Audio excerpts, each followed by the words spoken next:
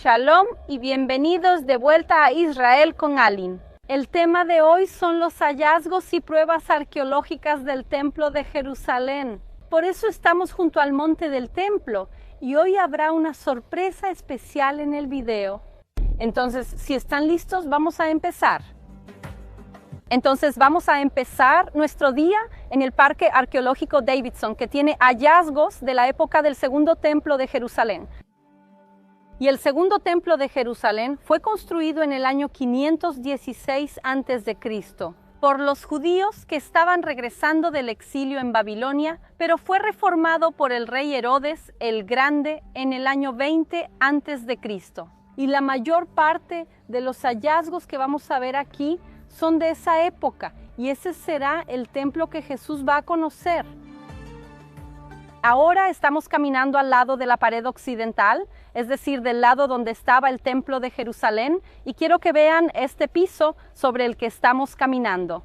Es original, de hace 2000 años, y esta era una calle sumamente importante. Esta era la principal calle comercial en esa época, es decir, de ambos lados había tiendas que vendían de todo. Y ahora vamos a ver una de esas tiendas. ¡Vamos!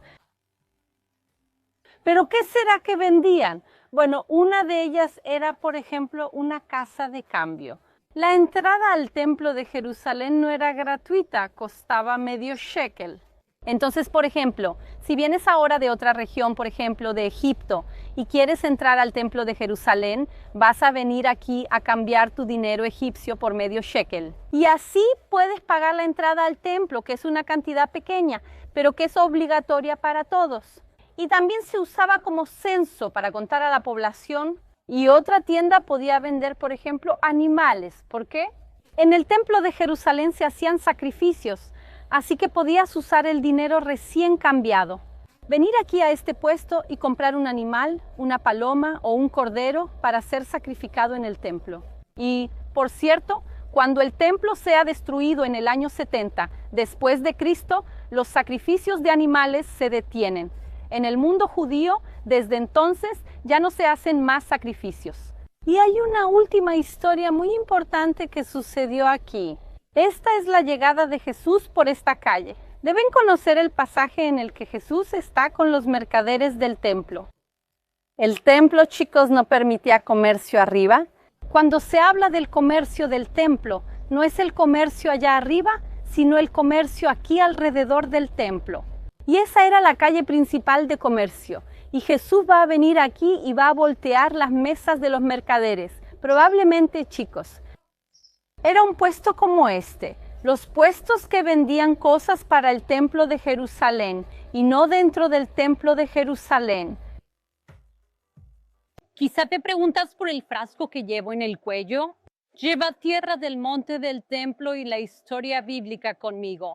En 1999, esta tierra fue desechada ilegalmente para borrar nuestro pasado, pero los arqueólogos la rescataron con el proyecto de cribado del monte del templo. Puedes ser parte de esta historia y apoyar su labor. Escanea el código QR o revisa el enlace de abajo para un regalo de vacaciones inolvidable. Otro hallazgo arqueológico relacionado con la tribu de Leví es esta piedra de aquí. Esto era la esquina suroeste del Templo de Jerusalén. Y aquí se encontró una inscripción en la que está escrito Beit Tekiat HaShofar. Y probablemente la frase continuaría escrita Leavdil ben Kodesh Lechol. ¿Qué significa eso? Le Beit Atkia. La casa donde se tocaban las trompetas para separar lo sagrado de lo común. Chicos, miren qué increíble este pequeño espacio que vemos excavado aquí. Es el lugar donde se quedaba un levita. Y aquí él tocaba las trompetas para anunciar el inicio de las fiestas judías, para iniciar el Shabbat.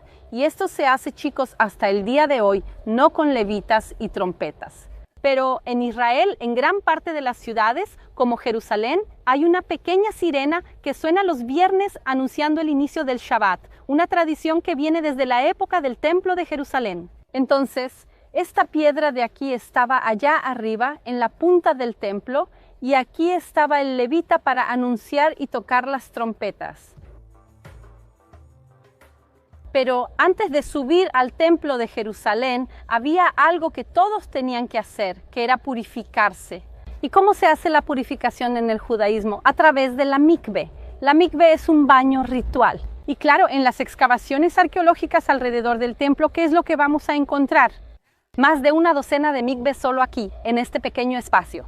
Entonces vamos a entrar en una de ellas y ver cómo es, cómo se entraba, cómo la persona vino al mundo, si me entienden bien. Y claro, estaba dividido entre hombres y mujeres. Y podemos ver esa división aquí, porque quien bajaba estaba impuro y quien subía ya estaba purificado. Y como pueden ver, hay agua adentro, pero el agua no está muy limpia, así que no voy a entrar. Pero la persona llegaría hasta aquí abajo. Hay esta piscina aquí llena de agua. La persona hace su baño de inmersión y luego sube por el otro lado. Y aquí justamente la división. Ahora vamos a seguir con nuestro paseo. Ahora estamos caminando por encima de las escaleras que eran la entrada sur del templo de Jerusalén. O sea, desde aquí se podía subir y entrar al templo. Y estas escaleras fueron construidas por el rey Herodes, el Grande, encima de las escaleras más antiguas que estaban aquí. Ahora, algo extraño, entre comillas, aquí son los escalones. Vean que hay un escalón grande y de repente un escalón pequeño, un escalón grande y un escalón pequeño. ¿Por qué los arquitectos no sabían hacer escaleras? ¿Por qué los escalones tienen tamaños diferentes? Eso tiene un motivo y está muy bien pensado. Piensen que si alguien llegara aquí hace 2000 años y viera lo grande, lo colosal que es el templo de Jerusalén, empezaría a emocionarse. Quiere correr al templo de Jerusalén. Si subes corriendo por una escalera como esta, te vas a caer. El objetivo de estas escaleras es hacer que quien suba corriendo se caiga, para que todos respiren hondo, suban despacio, con el respeto que el templo de Jerusalén merece. Subamos tranquilos ahora. El pináculo del templo, el lugar donde ocurrió una de las tentaciones de Jesús, está justo ahí. Podemos ver la punta, el final de la pared sur, donde también comienza la pared oriental. Para quienes no lo han visto, chicos, les dejo un enlace arriba al video anterior sobre el pináculo del templo. Aquí detrás de mí podemos ver 3 arcos colosales. Son las puertas de Hulda. Hoy en día, como pueden ver, están cerradas. Eran uno de los principales accesos al monte del templo. Estas 3 puertas eran la entrada al monte del templo y una puerta doble que está más allá era la salida. Chicos, todo estaba organizado. Hace 2000 años ya había lugares designados para entrar y salir. Con una excepción, los que estaban de luto. Quienes estaban de luto tenían que entrar por la salida y salir por la entrada. ¿Por qué? Piensen ahora, vienes a Jerusalén, que es un momento súper importante para ti, pero también es un momento para la comunidad. Y si ahora estás saliendo por la entrada, todos los que están pasando en la dirección opuesta te están viendo. Y ahora las personas tienen la oportunidad de hablar contigo, de preguntar, ¿está todo bien? ¿Necesitas algo? ¿Vienes a mi casa? También es un momento para que la persona, sin decir nada, todo el mundo sepa que está de luto y todos los que quieran pueden ofrecer su ayuda. Entonces, el templo tenía un papel súper importante en la religión, pero también en la vida comunitaria de la época. Chicos, tengo una sorpresa para ustedes. Vimos la puerta de Hulda, que está cerrada, pero sigue existiendo. Quiero decir, si de este lado no tenemos acceso, por dentro del monte del templo sí es accesible. La cuestión es que ese lugar fue transformado en una mezquita y solo es accesible para musulmanes. Pero claro, hoy vamos a poder entrar con nuestras cámaras para ver qué hay dentro de las puertas de Hulda y conocer mucho más. Entonces, chicos, vamos a prepararnos y subir al monte del templo. Ahora podemos ver un poco de la mezquita de Al-Aqsa y pueden ver que aquí hay una bajada que lleva justamente a esta área subterránea del monte del templo. Vamos a entrar juntas ahora y chicos, el lugar es increíblemente grande. Son 500 metros cuadrados y abajo, dentro del monte del templo, vamos a poder ver. El lugar se llama los establos del rey Salomón, pero en realidad no son de la época del rey Salomón, sino de la época del rey Herodes el Grande. ¿Y por qué se construyó este lugar?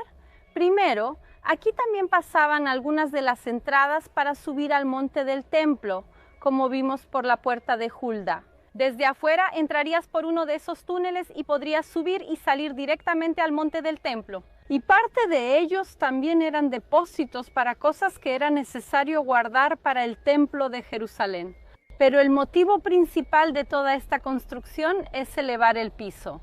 Cuando Herodes construye esta plataforma gigantesca encima del monte del templo, él va a extender entonces toda esta área que era un espacio vacío que necesita rellenar, y lo va a rellenar con estos arcos.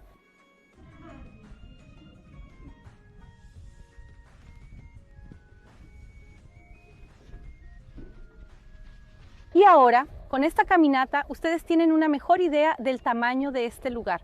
Pero ahora quiero pasar al año de 1996, cuando Al-Waqf, que es la organización musulmana encargada del monte del templo, decide transformar este lugar en una mezquita. La mezquita se llama Al-Marwani y tiene espacio para 10,000 personas. Vean qué tan grande es este lugar. 10,000 personas pueden rezar aquí. Y su justificación era principalmente para el invierno, para poder rezar durante el Ramadán, sin mojarse con la lluvia en la mayor parte del monte del templo, que está al aire libre. Hasta entonces todo esto existía, claro, esto tiene 2,000 años. Estaban cubiertos de arena, de restos arqueológicos que se acumularon en los últimos siglos. El personal de Al-Waqf lo que hicieron fue que tomaron y sacaron todo lo que había aquí dentro. Más de 400 camiones con restos arqueológicos simplemente fueron desechados. Y entonces, ¿qué se decidió hacer?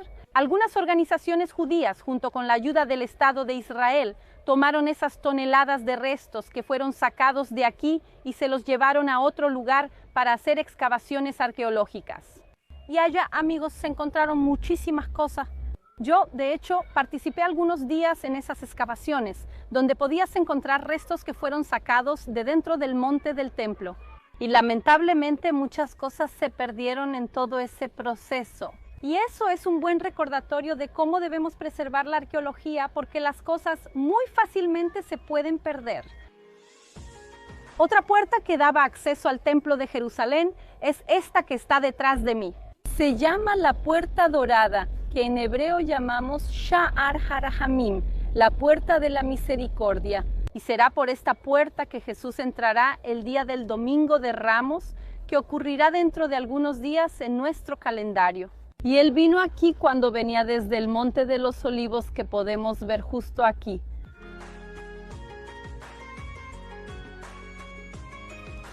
Y hay otro lugar donde hay hallazgos increíbles del Templo de Jerusalén. Y es el Museo de Israel, y para allá vamos ahora. Y aquí, en el Museo de Israel, hay muchos hallazgos arqueológicos increíbles de la época del Templo de Jerusalén. Uno de ellos es esta glosquema. Esto es un osario y está escrito de quién era. Era de Yosef Bar Cayafa, que es Caifás, el sumo sacerdote del Templo de Jerusalén, el mismo sacerdote de la época de Jesús. Y hay otro sarcófago que quiero mostrarles. Vengan conmigo aquí, el sarcófago del rey Herodes, el Grande. Y este sarcófago, como pueden ver, está todo roto en pedacitos. ¿Por qué? El rey Herodes no era muy querido en vida ni después de ella. Cuando él muere, va a ser colocado en este sarcófago, en el Herodión, en un lugar fantástico que vamos a conocer otro día. Y después de que colocan su sarcófago allí, unos rebeldes van y rompen el sarcófago y lo hacen rodar montaña abajo. Y por eso el sarcófago está aquí hoy en el museo, reconstruido, pero los huesos desaparecieron. Aquí a nuestro lado vemos parte de la armadura y de las armas usadas por los soldados romanos en la destrucción del Templo de Jerusalén. Ellos logran destruir el edificio del Templo de Jerusalén, pero no logran destruir su memoria y su historia. Casi 2000 años después, seguimos aquí en Jerusalén y seguimos contando esta historia, la historia del Templo de Jerusalén, el corazón del pueblo de Israel. Espero que les haya gustado el video de hoy. No olviden suscribirse aquí al canal para más videos sobre Jerusalén, Israel y el Templo de Jerusalén. Un beso, shalom y hasta la próxima.